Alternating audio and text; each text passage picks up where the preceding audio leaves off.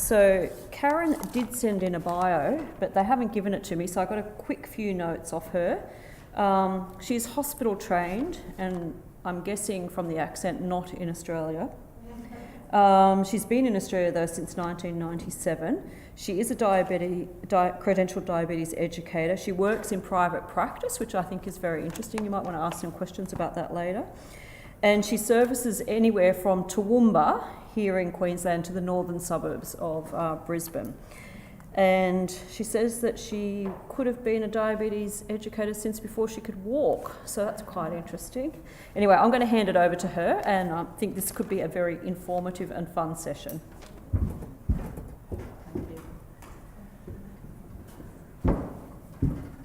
Okay, so I tend to be a wanderer, but my voice is really quite loud, so if you can't hear me, I'll try and get back to the microphone, so just give me a... I think put it up, and I think it's being recorded, so it's probably best if you can stay up there, Karen. Oh, okay. Okay, so the saying that I've been a diabetes educator before I can walk is not obviously true. However, the reason why I became a diabetes educator is at the age of 10, I treated my mum's, a relatively severe hypo of my mum, by pouring the kettle into the sugar bowl and the sugar bowl into mum. Nearly drowned her because she was just on the verge of being unconscious, but she came round. And it was then that I decided to be a diabetes educator. Now, I'd wanted to be a nurse since I was that big, you know, wrapping the doll's legs up with bandages and that sort of thing. But at the age of 10, I decided to be a diabetes educator. So I have lived with diabetes all of my life without actually having diabetes.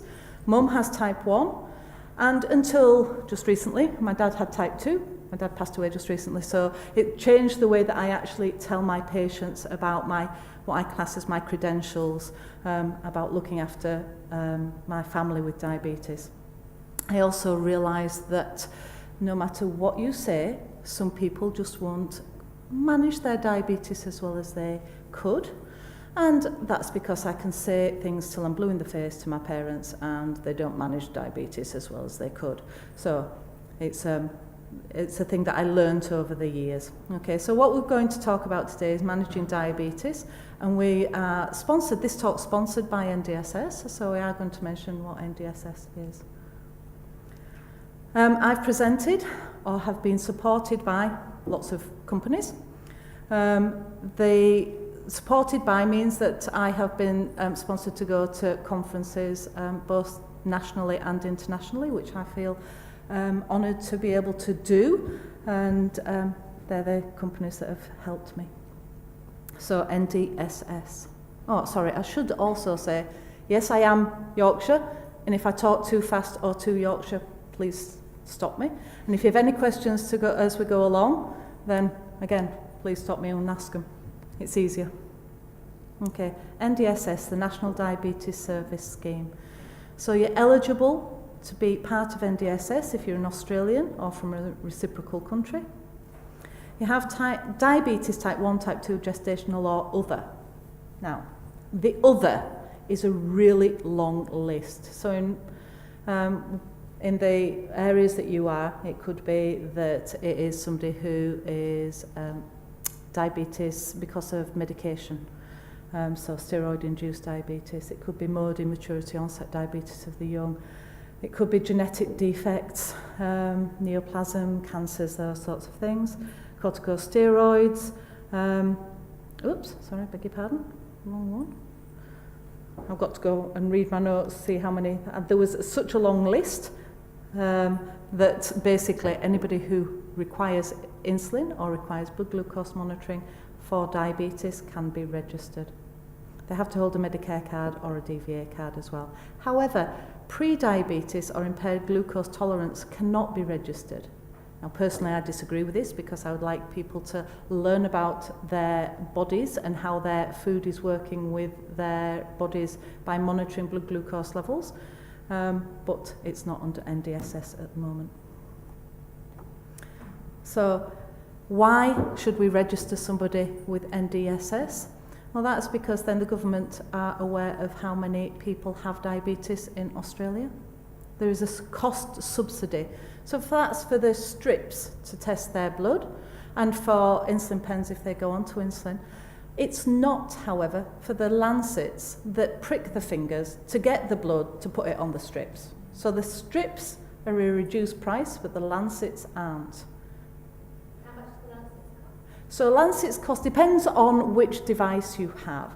So it depends on if you've got a single-use lancet that you change it, but for about 100 it's about $18 on average. So they are supposed to be one use. That's one use and then throw it away. As opposed to, as you find sometimes, you say, when did you last change your lancet device? And they say, well, you changed it for me last time. I haven't seen you for 3 months. Okay, so obviously that's a cost and a convenience thing, so they don't always change it as frequently as they should.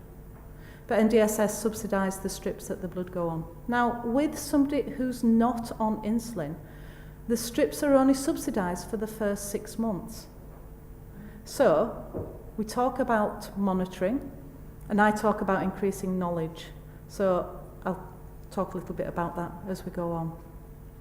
But NDSS don't only do a subsidy for the cost. They also have information sheets, they have support mechanisms, programs and activities, etc. And a translation service is actually really helpful when you've got people that come from other countries, obviously, otherwise it wouldn't require translation, unless they're talking to me in Yorkshire. So they've got a lot of services for NDSS. Now, from your point of view, the things that you may need to do is get your medical team, or diabetes educator if you've got one in your service, to do the registration form, so the initial registration. So soon as somebody's diagnosed with diabetes, we should encourage them to be registered with NDSS. Then if they change their medication and go on to injectable medication, they need a change of medication form done, because the needles are free under the NDSS as long as the change of medication form's done. Now, if your GP forgets to do that, then some pharmacies can do it, and I can do it. So the people that can do it are your GPs, your endocrinologists, your CDEs. But it needs to be done. The blood glucose test strips. So if it is deemed necessary for them to continue after the first 6 months, a form can be done and they can get the test strips ongoing, but it needs to be signed again. Change of personal details, IPC is insulin pump consumables, and CGM is continuous glucose monitoring forms. They're eligibility forms that need to be done. Likelihood of you requiring that is remote, but they're the sorts of forms that I sign. So, EPCs and CDMs, so Enhanced Primary Care Plan Programme, as it used to be called, and Chronic Disease Management Plan, as it is now called. However, most people still refer to it as an EPC. Does everybody know what an EPC is? Okay, so 5 visits that are paid for per calendar year. Now, this is where we get into an issue. So, the Medicare will pay for 5 per year. So, if you get a patient who is seen in October, they can actually use the 5 for 2017 diagnosed in October by January 2018, and then get another 5 from January to January, because they have 5 paid for per calendar year, not per date from when it's written. Whereas a lot of the GPs will go, no, I signed it first in October, therefore I will only sign it again next October. Which means that they miss out a little bit, these patients miss out a little bit, especially if they're diagnosed towards the end of the year, because they could get more information, more support, more podiatrists seen, exercise physiologists seen. But it depends on the GP. But I just encourage you, if you're there, to help them to think that it's 5 per calendar year, not 5 per year, 12 months. Okay. Also, if you've got your patients that have got health insurance, and then get them to think about how they will benefit from the use of their health insurance if that covers the podiatrist. Because most diabetes educators are not covered under most health funds.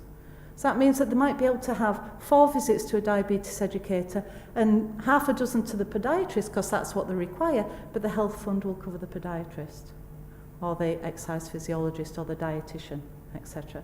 If we use an EPC for everybody that a person with diabetes requires, then they get to see everybody once in a year. For me, I say 2 visits minimal. And that's because I need to assess the needs. I need to provide education. I need an assessment to make sure that what I've told them, they actually A, remember, and B, understand. So I need to see them, send them home with some homework to do, and then have some ongoing support and assess that they understand what I've told them. So for me, I ask for a minimum of 2. I prefer more, but there again, I'm greedy, so you know you would. Right. So initial diagnosis, and this is where you come in. It's important to let your patients know that it's a progressive nature of diabetes. It gets worse over years. If they change how they're managing their lives, and they maybe lose some weight if we've got somebody who's obese, and they need medication first and get off the medication, it doesn't mean they've got rid of their diabetes. It just means they're managing it well. And it's important that people with diabetes are aware of that it doesn't go away just because they've done something different. It means that they're managing it extremely well, but the likelihood is that as they get more mature, that it will resurface. We prepare now for the future. So I really like to see patients in my practice that are newly diagnosed, because if we start their knowledge early on, it means that they don't miss out and that they don't get worse. The monitoring increases knowledge, and I didn't know that we were going to have somebody from Roche in here, but we've got an AccuCheck 360 profile sheet, which I absolutely love. I'm going to show you in a second. But the patients actually think that I'm brilliant because I give this sheet out. So if you get one of these sheets and you give it out, it takes away my thunder, because then you're going to look brilliant instead of me looking brilliant. But what we do with the 360 sheet is increase the patient's knowledge. We get them to record their blood glucose levels pre and postprandially, and we say 2 hours after their meal. They record whether it's a small, medium or large meal and their activity level. And there's a key down at the bottom for their activity level. Now, my husband thinks that cycling for 100k is moderate activity. I think that watching my husband cycle 100k is high activity for me. So it's all relative of what your activity is. So we talk to the patient about their activity. So if they normally sit at home and watch the television all day, that's low activity. But if they then go shopping, then it's moderate activity. If they do shopping and vacuuming, it could be high activity. So it's all relative to them.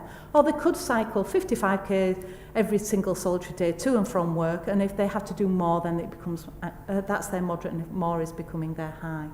So it's all relative to them. We then write down on the next line down, I don't know if the pointer's working, what the blood glucose level is there. And then we plot it so along here so that they can actually see the graph of where their blood glucose levels are going. So the blood glucose level is actually only half of the picture. On the other side, brilliant piece of documenting is we write down their food. Okay? Or they write down the food, we don't do anything. I've got nothing to do with this, they do it at home. So they write down the food. And it shows you an idea of what's happening on the front page here, so it gives you a guide of what should be done.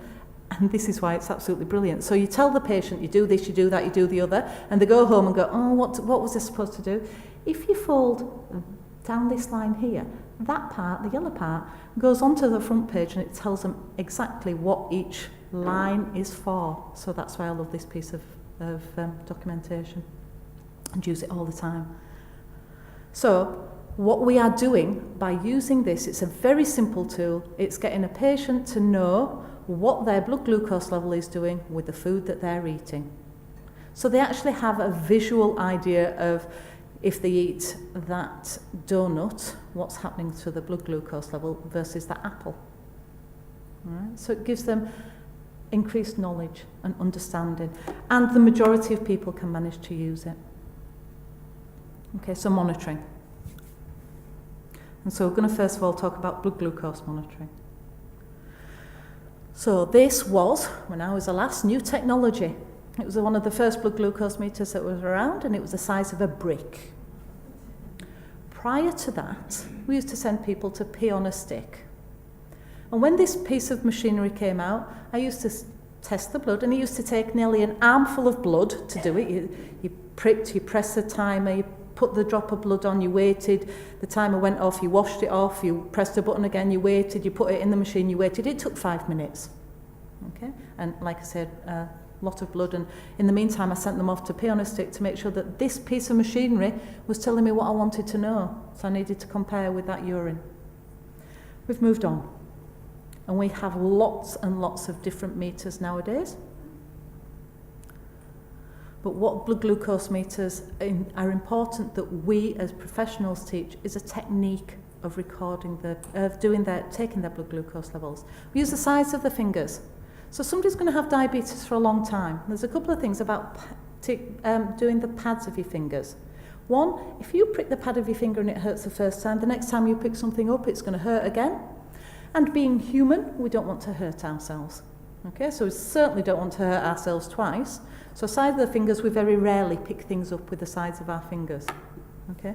The second thing is, if you're going to do blood glucose monitoring on the pads of your fingers, oh, is it that boring? Sorry. No, kidding, it's all right. No, it's all right, sorry. If you do the pads of your fingers, you lose sensation in the pads of your fingers. And what we don't want is somebody to get complications of diabetes where they have retinopathy, lose their sight, and lose their touch. Okay, so side of the fingers. Lancet devices. As we said, changing the needle is important. There are different sorts of lancet devices. Again, you're going to think that I'm promoting Roche products, and I'm not, but there is a product that is used where you've got a barrel of needles inside the lancet device, and it's so much easier because there isn't the same changing that needle with your fingers. You put the barrel in, you use all 6 needles up, it takes you a lot longer, you take the barrel out and you put another barrel in. It's such an easy product to use. But you have to teach the patients how to do that. You have to teach them that the lever that turns the barrel around isn't to make it prick their finger. So because otherwise they'll waste all 6 needles. You've got to teach them that if they take it out, they can't put it back in, and that there's a red line around the end of that barrel that tells them that it's an old barrel, so they can't put it back in. Because they come in with, this is not working anymore, I can't get this barrel back in. So it's things like that that's important. Now, if in doubt, all of the meters that you get have instructions, have a look at them. But one of the other things is about applying the blood at the right time. So when you put a strip into the bottom of a meter, it will take a couple of seconds before you can actually put the blood on. The amount of patients that come in, they've been shown, you put the strip in, you put the blood on, it gives you a reading, because effectively that's what happens. But if you don't wait, it'll come up with an error message. And if you don't get it right at the beginning, then patients give up. Okay? Now, targets for blood glucose levels. We'll have a bit of involvement here. What would you say a target for a blood glucose level is? Oh, I've got age dependent, that's giving it away a bit. Anybody? Oh, no, come on, a bit louder. 4 to 8. Okay, so 4 to 8 is a great one, unless you are more mature and you're going to have the risk of hypoing. Because if you hypo, and you're 75, 80, and you hypo in the middle of the night, what's going to happen? You're going to get up, you're going to fall, you're going to fracture your neck or femur, you're going to end up in hospital, you're going to die of pneumonia. Oh, yeah, not necessarily, but that's what we are trying to prevent. We're trying to prevent that fall risk. So it's age dependent on what the target is. So somebody who is 35, newly diagnosed with diabetes, type 2 diabetes, we would say a 4 to 8, definitely. Okay, we might even say a little bit tighter than that. But if we've got somebody who's 75 who's diagnosed with diabetes, then you're going to need to make those parameters wider. And it's important, if we are starting people monitoring, of giving them the information of when to contact the GP or the diabetes educator. Okay, so for me, I set those parameters. You contact me if you're outside that 10 mark, or you're outside that 15 mark, more than twice in a week, or more than 4 times in a week, depending on age. What's the other target that we use? HbA1c. So 6.5% is what we're aiming for that 35-year-old. Less than 7.5 for the 80-year-old is what we're looking at. However, I actually describe HbA1c a little bit different to that overall control. And I actually, when I have a patient that comes to see me first, I tell them to ask the GP what it is, rather than saying to the GP saying, it's fine, you've got a good HbA1c. Because if the HbA1c is increasing, then it doesn't matter that it's still good. You may be able to make some changes that make it so that they stay lower. So encouraging your patient to have that information of what the HbA1c is. And I say that HbA1c is a risk indicator. So the higher the HbA1c, the increased risk of complications. And for every 1% increase in HbA1c is 35% risk in complications. Okay? So if you say 7% is very little risk, 8% is 35% risk of complications, 9% HbA1c, 70% risk of complications, and HbA1c of 10 is 100% risk of complications. So it's a good way of explaining to the patient why we want to get that lower. Okay. Ooh, 2 o'clock already. So we've talked about blood glucose monitoring, but there is also other forms of monitoring. There's continuous glucose monitoring and there's flash glucose monitoring. They look like this.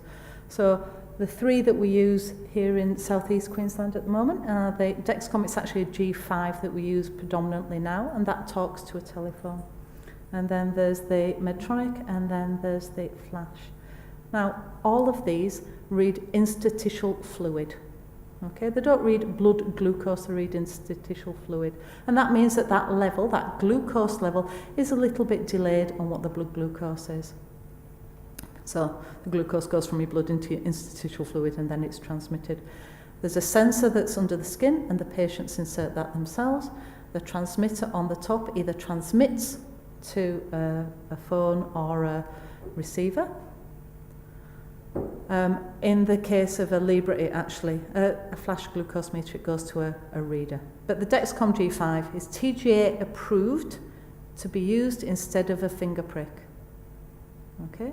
So if somebody is using a Dexcom G5, then they only need to finger prick twice a day. However, they will get a glucose reading every 5 minutes. Now, the beauty of this is we can actually see a trend. So you have 24 hours of information, of that information being got every 5 minutes. So it's brilliant. Predominantly, these 2 are used for people with type 1 diabetes. Okay. You order your Dexcom G5 from the company, and for the first year, costs about $6,000. Okay. Under 21s, however, there is a government scheme where they can get it for free as long as they meet criteria, eligibility criteria. Medtronic Guardian, there's 2 sorts, one that talks to the pump, insulin pump, and one that talks to a telephone. These aren't TGA approved to take the place of finger pricks. Now, the difference between these 2 are that the CGM, the sensor, has to have a 10% MAD. Now, MAD means if we took a blood sample and took it to a laboratory, and then we did a sample on the CGM, the difference from the laboratory test. And they're allowed 10%. Less than 10%, it can be instead of finger pricks. More than 10%, it can't. The Medtronic one had 10.1%, so it couldn't be. The Dexcom had a 10% on average, so that meant that the Dexcom can be used under TGA rules. Any questions about that? Because I'm conscious of the fact that I know exactly what I'm on about. But because I know what I'm on about doesn't mean that I always explain it so well so everybody else knows what I'm on about. The flash glucose meter is one that you're going to see a lot more of because it's used a lot in adults, and it's so simple to insert, and again gives you 5-minute readings, but it's not a continuous meter. It will own the sensor on the top, the transmitter on the top, I should say, will only keep 8 hours worth of data. So if you swipe it once every 24 hours, you will only ever get 8 hours worth of data. But if you swipe it every 8 hours, you get a 24-hour picture of what's happening. This is also TGA approved to take the place of finger pricks. However, we do say that if somebody is hypo, that we would like them to check with their blood glucose meter.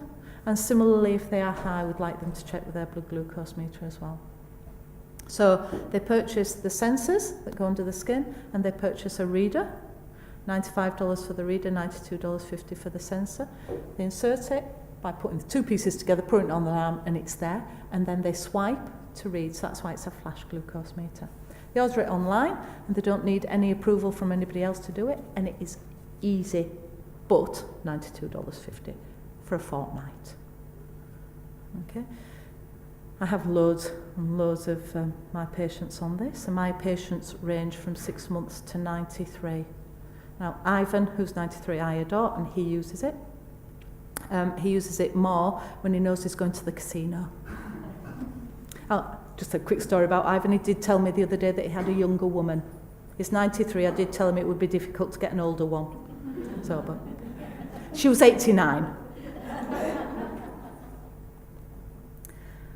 So we're going to go on to insulin. Now, remiss of me, I've put insulin and I've missed out the other injectables. So Byetta we use, and Bydureon has come out, and we use the Victoza. But I've concentrated on insulin. But really we should have put injectable medication. Okay?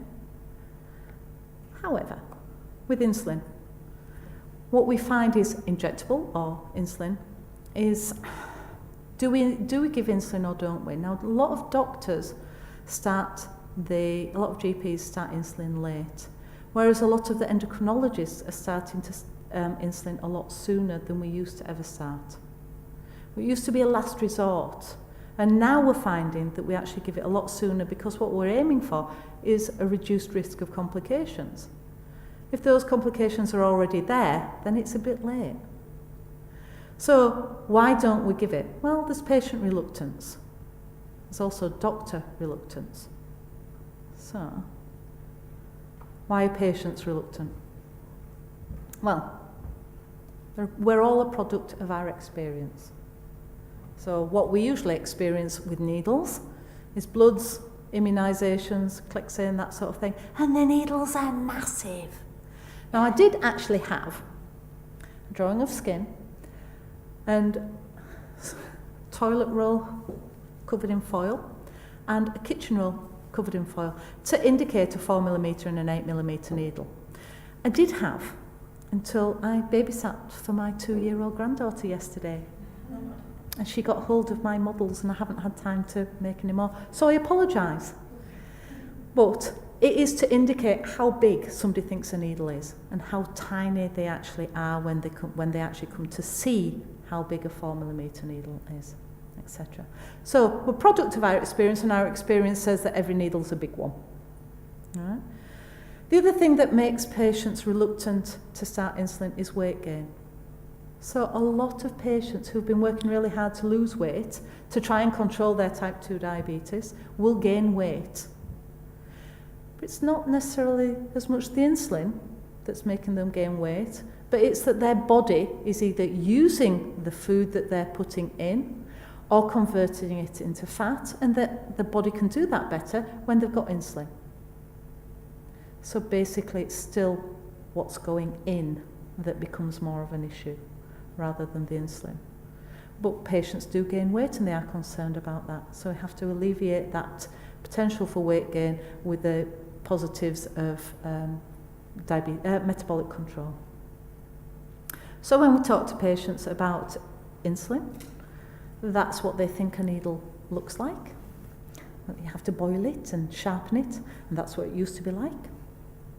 But it's not. Oh, hang on. No, I thought I'd put up lots of pictures of needles there.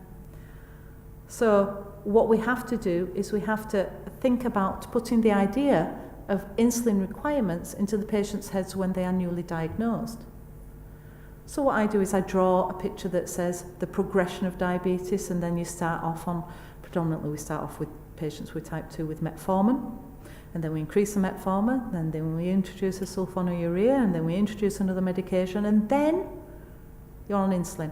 And they go, oh, no, I'm never going to get to insulin. And you go, well, if your body's not working well enough, your alternative is insulin or dying sooner. And they usually prefer the insulin. So it's putting it into the head that it's a progressive disease and that they need to be happy and healthy, and that commencing insulin at some point along this journey means that they are still healthy enough to require it. So we're aiming to achieve prevention and reduction of long-term complications. But the acute complications are the ones that are similar to the hypo risk. So if you have high glucose levels, you need to get up in the middle of the night to go for a wee. If you're aging, then that means that you have a potential fall risk that's increased. The other acute complications of high glucose levels are cognitive function. So if you've actually got high glucose levels, your brain doesn't work as well. And the amount of patients that come in thinking that they are getting dementia, and when we get the glucose levels under control, they go, I'm not getting dementia. It was just that the glucose levels were high. We don't want to give insulin so that they can eat anything. Right? So patients go, well, if I can have this insulin, then it means I can have that 15 sandwiches and that piece of cake plus some custard afterwards. No, it doesn't. You still have to have good, healthy eating. But we don't want to make it a disease burden. So disease burden, we have to monitor and make sure that the patient's getting the right insulin for their requirements and that it's meeting their needs. So talking about eating anything, I like this one. My doctor told me to stop having intimate dinners for 4 unless there were 3 other people. I could change that to a bottle of wine, but that's me. Okay, so the doctor's reluctance. So they're often using older guidelines. They may be unsure of how to adjust doses, unsure of what to start the patient on. So GPs are brilliant people, usually, and usually like patients. However, they don't all know about the requirements. That's where I come in, because I am a support to a lot of the GPs that I have patients of, and will do dose adjustments and let the GP know. So being supported means that they may have a good endocrinologist who they can speak to. Now, I don't know if anybody's from Toowoomba, but Sheila Cook is a brilliant endocrinologist who's up in Toowoomba, and she supports the GPs around there a lot. There's some good endocrinologists down here as well that do the very similar thing. So, injection points. I thought that was a pun. It's supposed to be funny, but yeah. Oops. So, when you're starting somebody on insulin, obviously, I would think that the first person that you should send them to is a credentialed diabetes educator, because I'm in private practice and that's my income. Okay. However, there are a lot of practice nurses that don't have the support of a diabetes educator who's close by, or who want to get the ball rolling before a patient can get in to see a diabetes educator. But there are pharmaceutical companies that will provide funding for a patient to see a CDE, Credentialled Diabetes Educator. So there are 3 companies that used to. One of them has pulled out of the funding, but Lilly and Novo Nordisk will still provide funding. Now, a Helping Hands program for Novo Nordisk needs to have your GP registered. But it's simple. You just call the local rep and they will register them, and then the patient can see a credentialed diabetes educator for 2.25 hours, and it's funded by the company. So that means that you don't have to, it doesn't cost the patient anything, and the credentialed diabetes educator can do that education. Oh, I did have the pens. So there are lots of pens, lots of needle lengths that can be used. So if you are starting a patient on insulin, then the most commonly used insulins for the patients are your long-acting, Lantus, either once a day or twice a day. Levemir is not approved for use in patients with type 2 diabetes, and mixed insulins. Now, how do you know which one your doctor should be starting? Well, that's doing your 360 profile sheet and finding their postprandial rise. So if they are on their top medication, oral medication, and you're finding that you've done a 360 sheet and 2 hours postprandially, their blood glucose levels have risen and they're not coming back down, then they need mixed insulin or basal bolus insulin. But if you find that they're just generally higher, then they need a long-acting Lantus. So how do you describe which insulin is what to your patient? Just want to. So long-acting insulin, the Lantus, I describe it as a stepping stone insulin. So that means that the body's producing enough insulin to meet some of their needs, but it just needs a little bit of a boost. And so it's, if you imagine the Lantus being a single profile, a steady profile with the natural insulin production just not meeting their needs. So you put it on a stepping stone and it meets the needs. Did that make sense? The mixed insulins, however, meet the needs for the postprandial rise. So it has mixed insulin has a dual action where it works with the first meal and has a profile that works within an hour and a half out of the system, about 3 hours, and then the second action in that mixed insulin works to cover their second meal. So if you give it at breakfast time, the first rapid part of it works with the breakfast and the second part works with their lunch, and then at dinner the first part works with their dinner carbohydrate intake, and the second part works with their natural production for their liver that's produced overnight.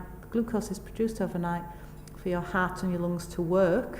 Everybody produces glucose overnight, and the insulin helps you use that.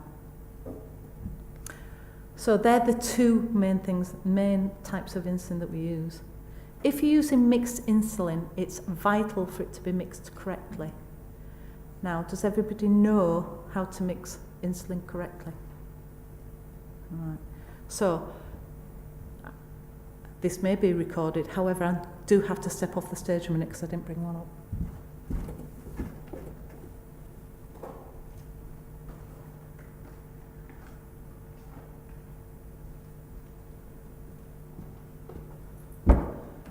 So I've got Novamix 30 insulin here. Now you're not going to be able to see it from here, so I'm only going to mix one, but I've got another 2 pens. In this, there's a clear component and then there's a white component at the bottom. It has to be uniformly mixed to ensure that the patient gets the right concentration. Now Novamix 30 means 30% of it is rapid acting and 70% is a longer acting. In these Novamix pens, there is a glass ball. It sits at the bottom. And when you roll it, you can actually see the ball moving along. Now, you'll be able to see it when I give it to you, but you have to make sure that that ball mixes the insulin correctly.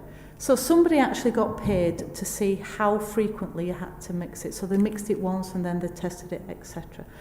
And the correct way is palm of your hand and roll it 10 times. Now this is every time that they use it. And then you want to get that glass ball from the base to the tip. So you point it to the sky and to the floor 10 times. Okay. Now, the problem with my demo Novamix is that it's been in my car for years and it's got hot and it's got very difficult to mix. But the idea is 10 times rolling and 10 times sky to floor. If you forget to tell your patient how to mix Novamix, they're going to get the wrong concentration of insulin. And they're going to get more rapid acting than long acting. It's a chemical compound that binds to 70%. Okay, so you have to mix it correctly. It's important to tell the patient that that second action of Novamix or the Humalog mix insulins is going to work when they're going to have their lunch, and if they don't have their lunch, it's still going to work and lower the blood glucose levels. Timing of injections, it's important to say you don't take it unless you're going to eat if you're having a mixed insulin, but that the Lantus is a non-food insulin, it's just your stepping stone insulin, so that has to be taken at the same time every day. So if they decide to take their Lantus at 8 o'clock every day, but twice a week they're out at the casino, as Ivan is, and that they don't get home till 10 o'clock, then that means that today's is 2 hours late, and so there's been a time where that insulin isn't going to be in the system, so 2 hours where they have no Lantus in the system, but tomorrow you're going to have an overlap, because he gave it at 10 o'clock today, and tomorrow he's going to give it at 8 o'clock, and there'll be a 2 hour overlap, which can cause lower levels. The other thing to remember with insulin is storage. So it has to be kept at less than 28 degrees. So in summer, that can be a bit hard in Queensland, unless they keep it in the fridge. So unused insulin that's not in use, so they get 5 pens and 5 boxes of pens and 5 pens in each box, so they get 25 insulin pens, and they have to store it in the fridge, apart from the one that's in use, unless it's less than 28 degrees. Okay, so how about giving the injection? Oh, I think I missed the NE on the needle length at the top, so I'm making it the right size. So needle length. We've had the ADA, the Australian Diabetes Educators Association, clinical guidelines which were done in 2015. And that's a picture that I've pinched from them. And we're saying about the depth of the needle. Okay, so ADA have brought out guide and fitter, and I'll tell you about fitter in a second. But what we need to know about needle length is that the average thickness of the skin itself is 2 to 2.5 millimetres. It depends on where you take the depth. Your eyelids are the most delicate part and the thinnest skin that you have, and apparently your back and your feet, soles of your feet are the thickest part. But we don't inject in either of them, then it means on average your length of thickness of your skin is 2 to 2.5 millimetres. Irrelevant of age and irrelevant of how long you've had diabetes, that's the thickness. So your subcutaneous fat layer obviously varies widely. So from skinny to morbidly obese. I've got plenty of padding. I know that any length needle will be okay with me. But bigger is not better. So the longer the length, it's not better.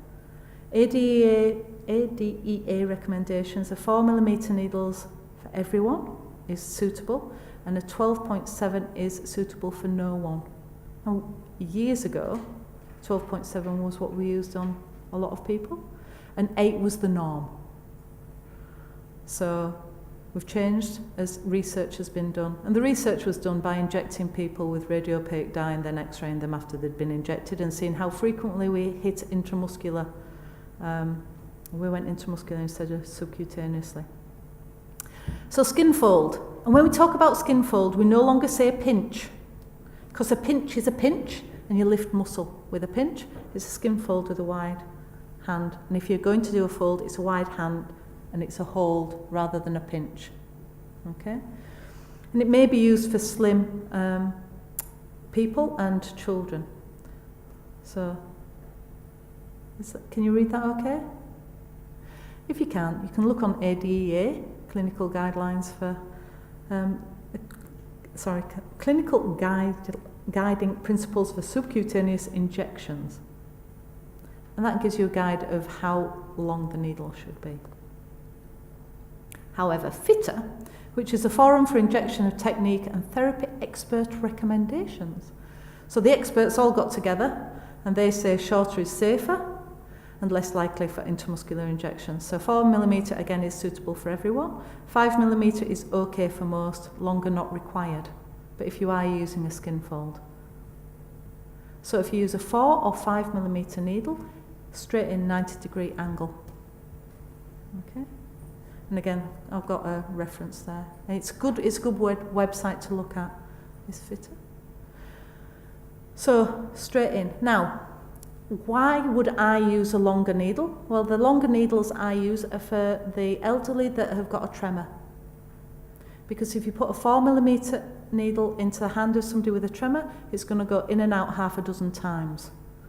Okay, so if you use a little bit longer, so I may use a 6 millimetre needle on somebody with a tremor. I don't have any longer needles in my practice, so 6 millimetre is the longest I use. Okay, and it goes straight in. So where do we inject? Abdomen, thighs, arms and buttocks. Abdomen is the best and easiest. It's the most consistent absorption of insulin. So, as I said, the angle of injection depends on the needle length. But usually we don't need to angle the needle.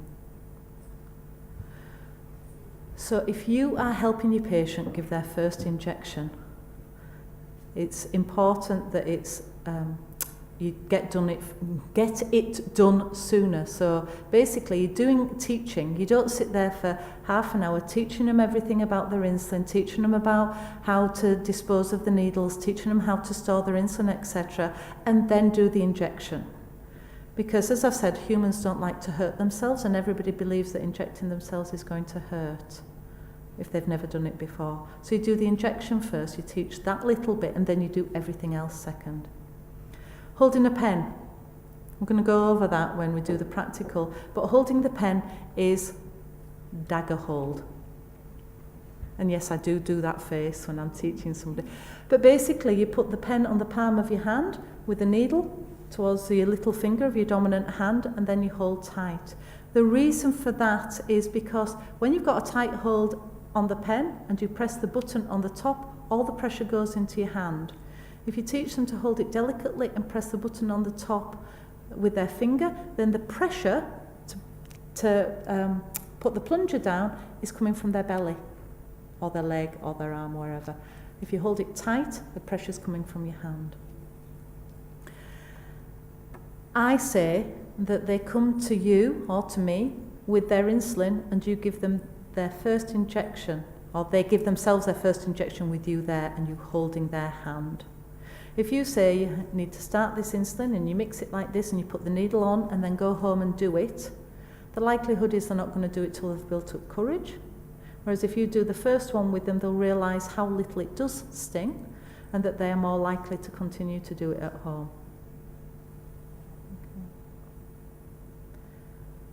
So, pressing the button down, holding the pen and pressing the button down at the other points. Site rotation, lipohypertrophy. It means that they get lumps if they go into the same spot all the time. And you'll go into the same spot all the time if you find a spot that doesn't hurt, because we're human. Or if you're a woman, sorry about this, boys, but if you're a woman, you actually tend to go between your boobs where you can see if you've got big boobs. Okay, so you tend to go there. Right, so site rotation is important. You have to teach them about site rotation. Changing the needle every time, because that's one of the greatest things that leads to lipohypertrophy as well. And that means that the insulin is absorbed up to 25% less if you get lumps under your skin. So the way that I get the patients to change their needles is by saying that the government cover the cost of the needles and the government pay for nothing. So it must be really important. So if the government's going to pay for those needles to be changed, then they should change the needles. And they should have a sharp spin or a needle clipper in the house. So the elderly think, oh, well, it's going to be safe if I don't put this needle into a sharp spin. Yet often the more mature have grandchildren that are around that's going to get hold of those needles. So site rotation. So I don't think that that's what they mean about rotating your injection sites. So Monday's the bedroom. Okay, so questions. Is there any questions? No? I haven't. Oh, go. Oh, I have a microphone if anybody's got one. So it's either that you've all gone to sleep or that I'm so good at what I'm doing. All right, so what we're going to do is I'm going to leave that there and then we're going to do some practical. Okay? That's my sites. The ones that are large are where I predominantly see my adult patients. So if any of you are in those areas, please refer to me. The ones in the smaller print are my paediatric centres.